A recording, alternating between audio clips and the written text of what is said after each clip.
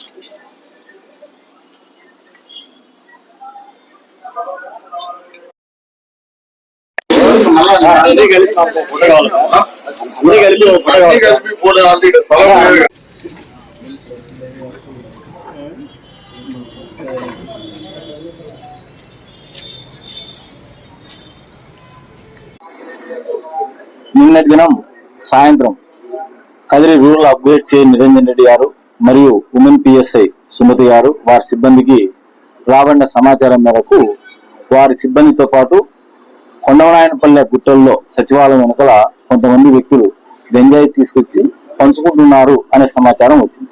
ఆ సమాచారం మేరకు వాళ్ళ సిబ్బందితో పాటు అక్కడ రైడ్ చేసి 6 మందిని అరెస్ట్ చేయడం జరిగింది. అరెస్ట్ చేసిన వారు అజాజ్, నల్లమాడ మహమ్మద్ షోయబ్, అర్ఫాన్, మహమ్మద్ హుస్సేన్, అస్లాం, గౌస్ బాషా. ఈ 6 మంది కూడా అక్కడ ఉండే గంజాయి పెద్ద పొట్లాల్లో నుంచి మరి చిన్న పొట్లాల్లోకి మార్చేటప్పుడు రైడ్ చేసి పట్టుకోవడం జరిగింది. అయితే ఇందులో అజాజ్ అనే వ్యక్తి చాలా కీలకమైన వ్యక్తి. వీళ్ళంతా కూడా కదిరివాసులే.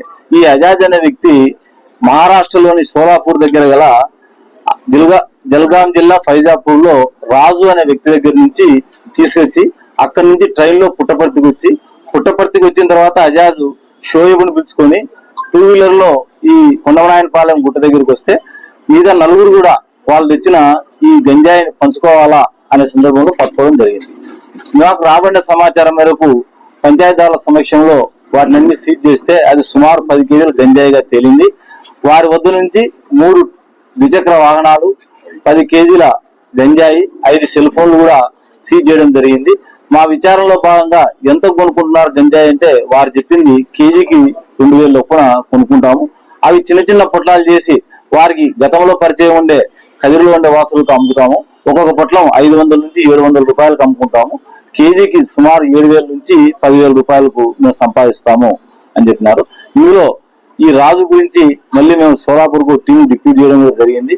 అంతేకాకుండా ఇంకా కూడా దీంట్లో లోతైన దర్యాప్తు చేస్తాము. దీని వెనకాల ఎవరెవరు ఉండేది కూడా మేము అనాలిసిస్ చేసి వారిని కూడా తొందరలో పట్టుకుంటాం.